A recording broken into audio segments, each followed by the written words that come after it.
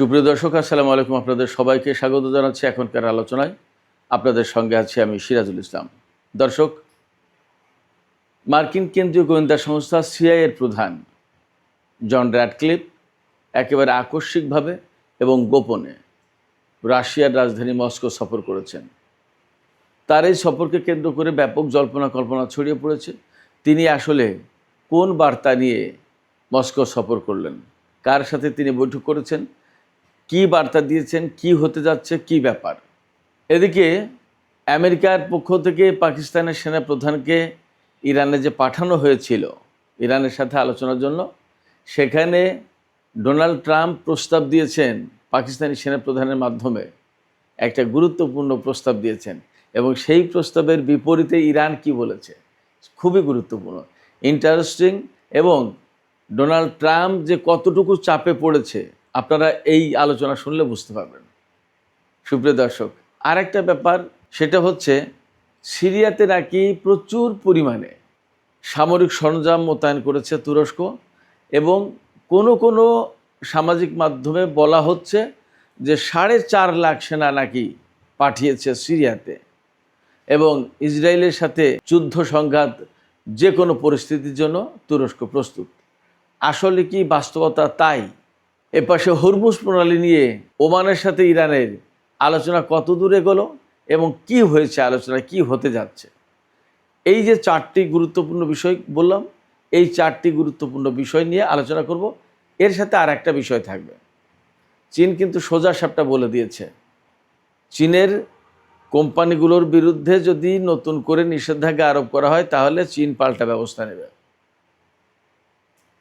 Donald Trump এই নিষেধাজ্ঞা বাস্তবায়নের জন্য কি করছেন সে গল্পও বলবো আমি আজকের এই ভিডিওতে। আপনারা সঙ্গে থাকুন প্লিজ। আর যদি ভিডিও ভালো লাগে তাহলে লাইক, কমেন্ট, শেয়ার করবেন এবং চ্যানেলটি সাবস্ক্রাইব করে সাথেই থাকবেন। দর্শক, চলুন আমরা বিস্তারিত আলোচনায় ঢুকে পড়ি। একেবারে প্রথমেই প্রধান র্যাডক্লিফের মস্কো সফর দিয়েই শুরু করি আলোচনাটা।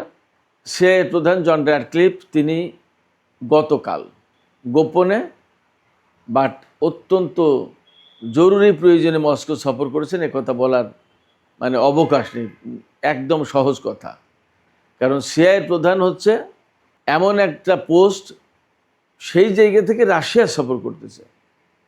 এটা অনেক অনেক বড় ব্যাপার, কোনো সাধারণ ব্যাপার না। অনেকটা বলা যায় যে অসাধারণ একটা ব্যাপার, একদম নজিরবিহীন না বললেও আমি বলবো অসাধারণ ব্যাপার। সচরাচর সিআইএ প্রধান রাশিয়া সফর করেন না। তো এই রকম সময় তিনি রাশিয়া সফর করছেন। এই রাশিয়া সফরের সময় আসলে র্যাডক্লিফ কি বার্তা দিলেন, কার সাথে বৈঠক করলেন, কি কথা হলো এবং আসলে কি হতে যাচ্ছে। বলা হচ্ছে, বিভিন্ন মাধ্যমে বলা হচ্ছে যে সিআইএর প্রধান মস্কোতে সরাসরি রাশিয়ার প্রেসিডেন্ট ভ্লাদিমির পুতিনের সাথে বৈঠক করেছেন। সেই বৈঠকে তিনি এমন কিছু বার্তা দিয়েছেন বা এমন সতর্কতা জারি করেছেন রাশিয়াকে, যা আমেরিকার স্বার্থের মারাত্মক পরিপন্থী ছিল। তা না হলে তো আর সিআইএ প্রধান হঠাৎ করে উড়ে আসেনি মস্কো সফরের জন্য। এখন প্রশ্ন হচ্ছে যে তিনি কি বললেন,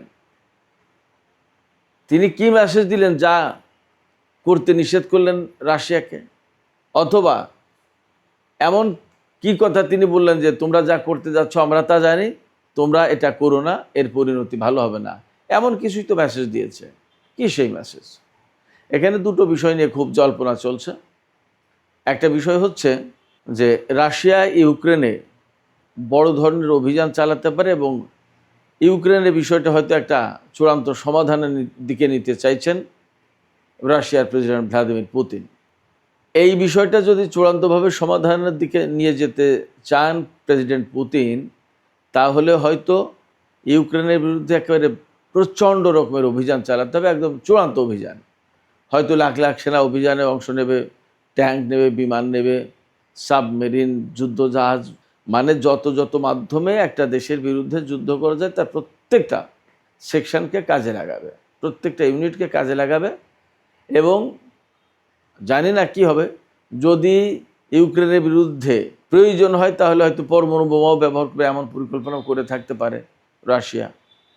সিআইএর কাছ তো গোয়েন্দা তথ্য সংগ্রহ করা, হয়তো সেই তথ্য তাদের কাছে গেছে এবং এবং মোটেই দেরি না করে সিআইএর প্রধান রাটক্লিফ মস্কো সফরে চলে এসেছে এবং মস্কো সফরে এসে প্রেসিডেন্ট পুতিনকে বলছেন, আপনারা এই কাজগুলো করেন না বা এই কাজ করেন না বা এই অভিযান পরিচালনা করবেন না, এর পরিণতি খারাপ হবে, বা আপনারা এই করতে যাচ্ছেন এটা করবেন না, হয়তো সতর্কতা জারি করেছে।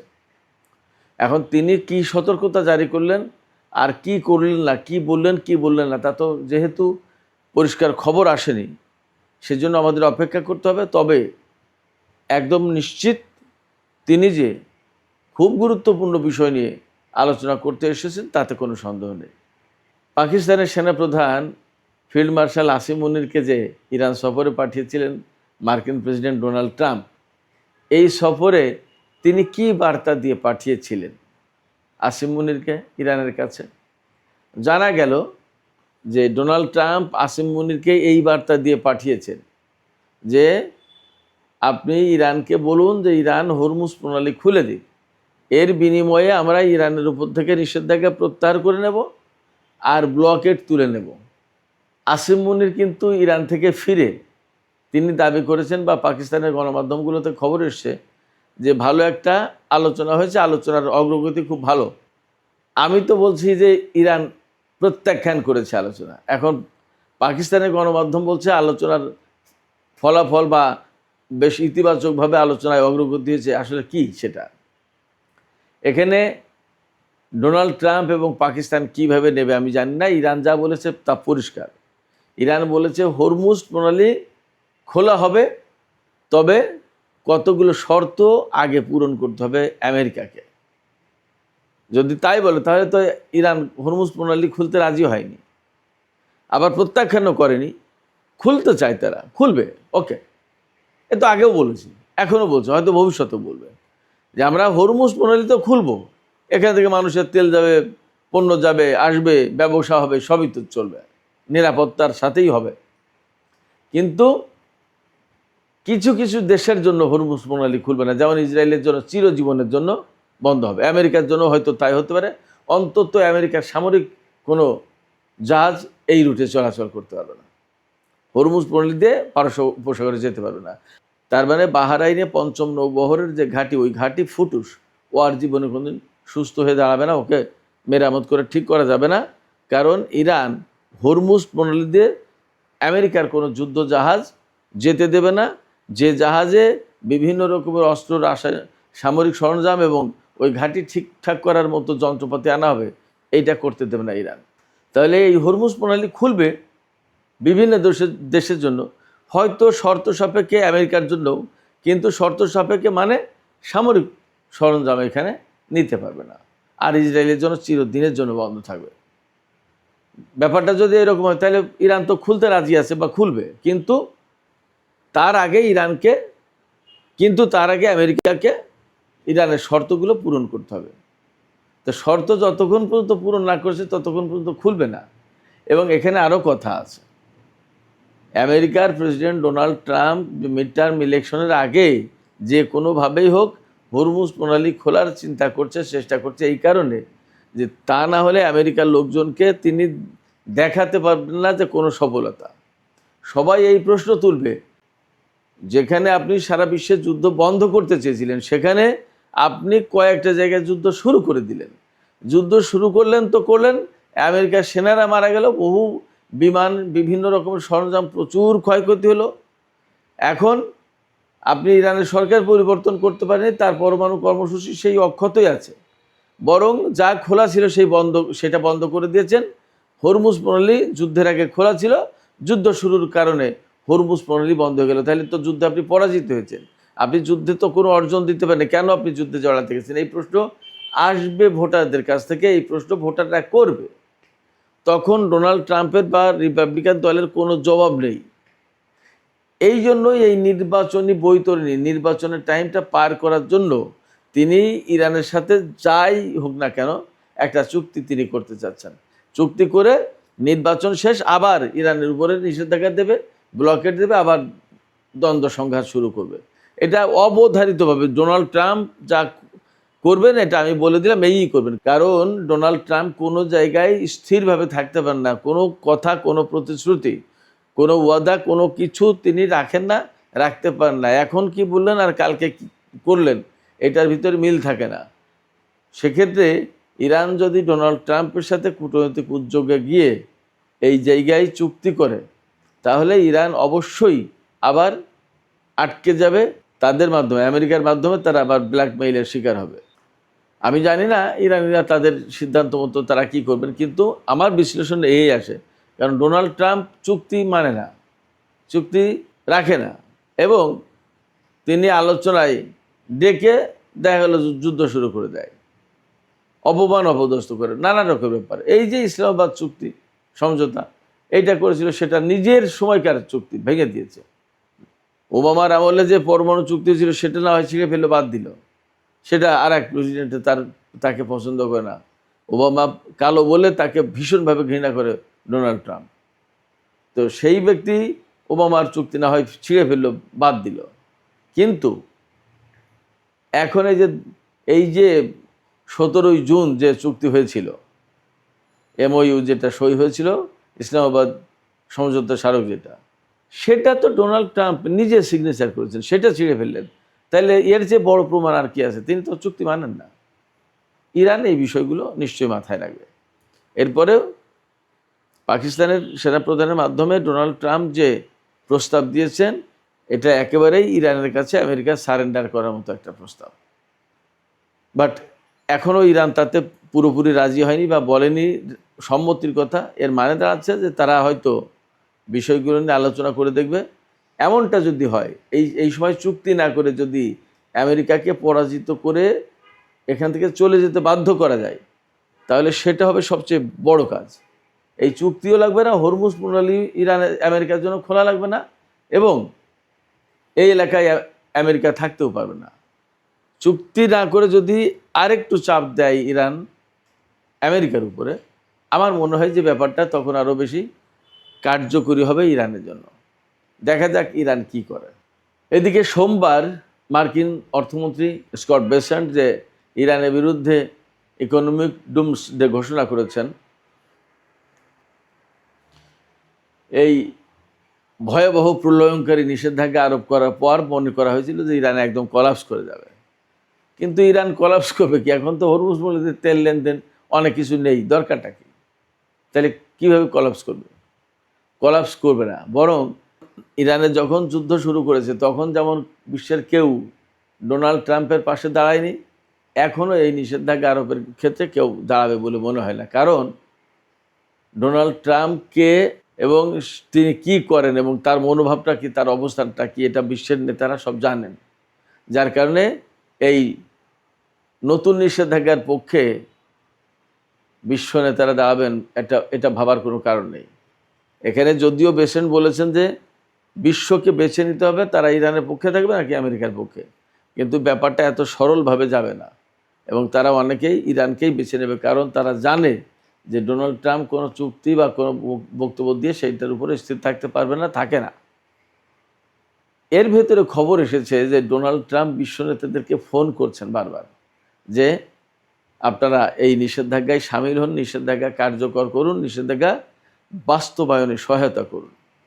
কিন্তু ইরানের যে প্রধান বাণিজ্যিক পার্টনার চীন, সেই চীন পরিষ্কার করে বলেছে যে চীনের হংকং বেইজ যে সমস্ত কোম্পানি, তাদের উপরে যদি কোনো রকমের সেকেন্ডারি নিষেধাজ্ঞা দেয়া হয়, আগে যা দিয়েছে, আবার নতুন করে যদি নিষেধাজ্ঞা দেয়া হয়, তাহলে আমেরিকার বিরুদ্ধে সোজা সাপটা পাল্টা পদক্ষেপ নেওয়া হবে, রিটালিয়েট করা হবে, মানে প্রতিশোধ নেওয়া হবে। তা প্রতিশোধ মানে কি? চীন সোজাসুজি আমেরিকার বিভিন্ন কোম্পানির উপরে নিষেধাজ্ঞা আরোপ করে দেবে। আমেরিকা যদি ট্যারিফ বাড়ায়, তাহলে চীনও ট্যারিফ বাড়িয়ে দেবে। এই তো এইভাবে বাণিজ্য যুদ্ধ শুরু হবে। ফলে ডোনাল্ড ট্রাম্প নিষেধাজ্ঞা আরোপ করেছে, এই নিষেধাজ্ঞা আরোপ করেও কিন্তু শান্তিতে নেই, এবং তিনি জানেন যে এই নিষেধাজ্ঞা খুব একটা কার্যকরী হবে না, কাজ করবে না। এই জন্য পাকিস্তানের সেনাপ্রধানকে ইরানে সফর পাঠিয়েছিল। যেদিন সফরে পাঠিয়েছে সেই দিন আবার নিষেধাজ্ঞা দিচ্ছে, তার মানে সব অপশন তার সামনে খোলা। তাই ইরান কি এতটা বোকা যে আমেরিকা সব অপশন খোলা রেখে ইরানকে চুক্তি করতে ডাকবে আর ইরান সুর করে চুক্তি করতে চলে যাবে, ব্যাপারটা কি এরকম? প্রশ্ন ওঠে না। অতএব ডোনাল্ড ট্রাম্পকে এখানে অপেক্ষা করতে হবে এবং ইরান কোন কৌশলে এইগুলো আটকে দেয় এবং এইগুলো থেকে উদ্ধার পায় নিজে, আমরা একটু অপেক্ষা করি, দেখবেন যে অনেক বড় বড় খেলা জমছে এখানে। সুপ্রিয় দর্শক, আলোচনার শেষে তুরস্ক ইসরায়েল সিরিয়া প্রসঙ্গে একটু কথা বলি। সামাজিক মাধ্যমগুলোতে বেশ খবর ছড়িয়ে পড়েছে যে তুরস্ক নাকি বিপুল পরিমাণে সামরিক সরঞ্জাম সিরিয়ায় মোতায়েন করেছে এবং 4.5 লাখ সেনা নাকি পাঠিয়েছে। এটা যদিও একটু অস্বাভাবিক কথা, কিন্তু অনেক সামাজিক মাধ্যমে এই খবর ঘুরছে। আর সত্য মিথ্যা এখনই জানা যাচ্ছে না। তবে তুরস্ক এবং ইসরায়েলের ভেতরে যে বড় রকমের একটা টানাপোড়েন সৃষ্টি হয়েছে এই মুহূর্তে, সময় যে তাদের ভেতরে ভালো যাচ্ছে না সেটা মোটামুটি বোঝা যাচ্ছে। সামাজিক যোগাযোগ মাধ্যমে এরকম খবরও আসছে যে পাকিস্তান নাকি ইসরায়েলকে হুঁশিয়ারি দিয়েছে যে ইসরায়েল যদি তুরস্কের সাথে যুদ্ধে জড়িয়ে যায় তাহলে পাকিস্তান ইসরায়েলের বিরুদ্ধে এমন জবাব দেবে যেটা ইসরায়েলের জন্য ভয়ঙ্কর পরিণতি ডেকে আনবে। তার মানে দাঁড়াচ্ছে ইসরায়েল, পাকিস্তান, তুরস্ক, সামাজিক মাধ্যমের এই খবরগুলো যদি সত্য হয় তাহলে ইসরায়েল, তুরস্ক এবং পাকিস্তান তারা বেশ একটা জটিল সিচুয়েশনে, জটিল সমীকরণে দাঁড়িয়ে গেছে। তবে আমরা যা বুঝতে পারছি যে মধ্যপ্রাচ্যের যে পরিস্থিতি, চলমান পরিস্থিতি, বিশেষ করে সিরিয়াকে কেন্দ্র করে তুরস্ক, ইসরায়েল বা আরও যে সমস্ত পক্ষ এতে জড়িত, এই জায়গাটা যে খুব স্বস্তির সাথে স্বাভাবিকভাবে যাচ্ছে না এটা মোটামুটি বোঝা যাচ্ছে। বেশ একটা দ্বন্দ্ব সংঘাতের মতো অবস্থা তৈরি হয়েছে। আমরা অপেক্ষা করি আসলে এই দ্বন্দ্ব সংঘাত কোথায় গিয়ে শেষ হয় এবং কোনভাবে এর রূপ পরিগ্রহ করে, কোনভাবে এটা কি ঘটে, আমরা অপেক্ষা করি। সুপ্রিয় দর্শক, এখনকার আলোচনা এখানে শেষ করতে চাইছি। আলোচনা শেষের আগে আপনাদের মতামত জানতে চাই। সিআইএ প্রধান যে রাশিয়া সফর করলেন, আসলে তিনি কি বার্তা দিলেন? ইউক্রেন প্রসঙ্গ হতে পারে, নাকি ইরান প্রসঙ্গ, নাকি যুদ্ধ মীমাংসার জন্য পুতিনের কোনো হস্তক্ষেপ কামনা, নাকি পুতিনের মাধ্যমে ইরানকে কোনো বার্তা দেওয়ার চেষ্টা? আপনাদের কি ধারণা? আপনাদের মতামত কমেন্টের মাধ্যমে জানাতে পারেন। আর ভিডিও ভালো লাগলে বলি লাইক, কমেন্ট, শেয়ার করবেন এবং চ্যানেলটি সাবস্ক্রাইব করে সাথেই থাকবেন। দর্শক, এখনকার আলোচনা এখানে শেষ করতে চাইছি। আপনারা সবাই অনেক অনেক ভালো থাকুন। আল্লাহ হাফেজ।